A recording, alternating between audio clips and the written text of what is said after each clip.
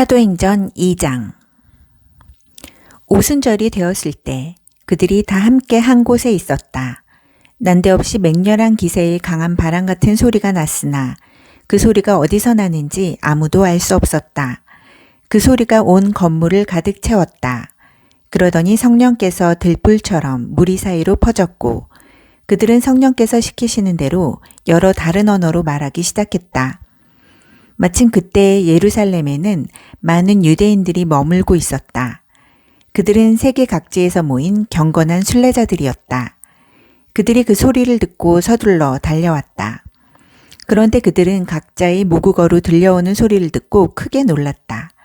도무지 무슨 일인지 영문을 알 수 없어 그들은 이렇게 되뇌었다. 이들은 다 갈릴리 사람들이 아닌가? 그런데 이들이 하는 말이 우리 각 사람의 모국어로 들리니 어찌 된 일인가?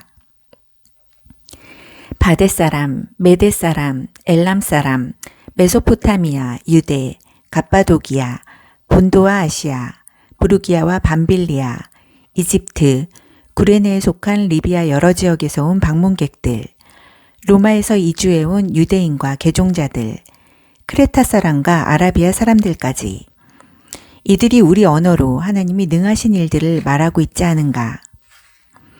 그들은 머리가 혼란스러워 갈피를 잡을 수 없었다. 당황해서 도대체 이게 무슨 일이지? 하는 말을 서로 주고받았다. 그런가 하면 이 사람들이 싸구려 술에 취했다고 놀리는 사람들도 있었다. 바로 그때 다른 11사도의 지지를 받은 베드로가 일어나 무척 긴박한 어조로 말했다. 유대인 동포 여러분과 예루살렘을 방문 중인 모든 여러분, 잘 듣고 이 이야기를 바로 아시기 바랍니다. 이 사람들은 여러분 가운데 일부가 생각하는 것처럼 술에 취한 것이 아닙니다. 이제 겨우 아침 9시인데 취할 시간이나 있었겠습니까? 이것은 예언자 요엘이 장차 일어날 것이라고 알려준 일입니다. 하나님께서 말씀하신다. 마지막 때에 내가 모든 사람에게 내 영을 부어줄 것이다. 너희 아들들은 예언할 것이며 너희 딸들도 예언할 것이다. 너희 청년들은 환상을 볼 것이며 너희 노인들은 꿈을 꿀 것이다. 그때가 이르면 나를 섬기는 남종과 여종에게 내 영을 부어줄 것이니 그들은 예언할 것이다. 내가 위로 하늘의 이적과 아래로 땅의 표적을 베풀 것이니 피와 불과 소용돌이치는 연기, 주의 날, 무섭고 기이한 그날이 오기 전에 해가 어두워지고 달이 핏빛으로 붉어질 것이다. 누구든지 나 하나님에게 구해달라고 부르짖는 자는 구원을 얻을 것이다. 이스라엘 동포 여러분, 이 말을 잘 들으십시오. 나사렛 예수는 하나님께 온전히 인정받으신 분이셨습니다. 하나님께서 그분을 통해 행하신 기적과 이적과 표적들은 여러분이 이미 다 알고 있습니다. 이 예수께서 하나님이 주도 면밀하신 계획에 따라 법을 제멋대로 주무르는 사람들에게 배반당하시고 여러분에게 넘겨졌습니다. 여러분은 그분을 십자가에 못 박아 죽였습니다. 하지만 하나님께서 죽음의 밧줄을 푸시고 그분을 다시 살리셨습니다. 죽음은 그분의 상대가 되지 못했습니다. 다윗이 이 모든 것을 말했습니다. 내가 항상 내 앞에 계신 하나님을 배웠다. 그분이 내 곁에 계시니 그 무엇도 나를 흔들 수 없다.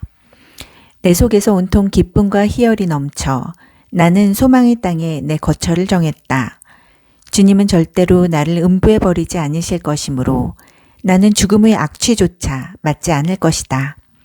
주님께서 내 발을 생명길에 두셨고 주님의 얼굴은 온 사방에 햇빛 같은 기쁨으로 빛난다. 사랑하는 친구 여러분, 여러분에게 더없이 솔직히 말하겠습니다. 우리 조상 다윗이 죽어서 묻혔고 그 무덤이 오늘도 분명히 우리 눈앞에 있습니다.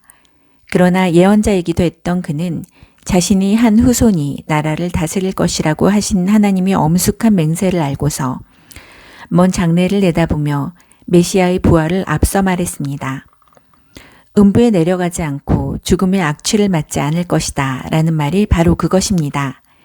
이 예수를 하나님께서 다시 살리셨습니다. 여기 있는 우리가 다 그 일의 증인입니다. 그 후에 예수께서 하나님 오른편 높은 곳에 올려져 아버지께서 약속하신 성령을 받으시고 그 받으신 성령을 우리에게 부어주셨습니다. 여러분은 지금 그 일을 보고 듣고 있습니다. 그래서 다윗은 자기가 직접 하늘로 올라가지 않았지만 이렇게 말했습니다. 하나님께서 내 주님께 말씀하셨다. 내가 내 원수들을 내 발판으로 삼을 때까지 너는 내 오른편에 앉아 있어라. 그러니 온 이스라엘 여러분, 이것을 아십시오. 여러분이 십자가에서 죽인 이 예수를 하나님께서 주와 메시아로 삼으셨습니다.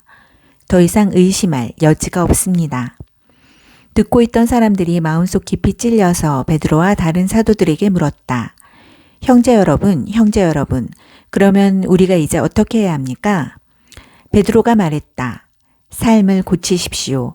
하나님께로 돌아와서 여러분 각자가 예수 그리스도의 이름으로 세례를 받으십시오. 그러면 여러분의 죄가 용서받습니다. 성령을 선물로 받으십시오. 이 약속은 여러분과 여러분이 자녀들은 물론이고 멀리 있는 모든 사람들까지 우리 주 하나님께서 부르시는 사람이면 누구에게나 해당됩니다.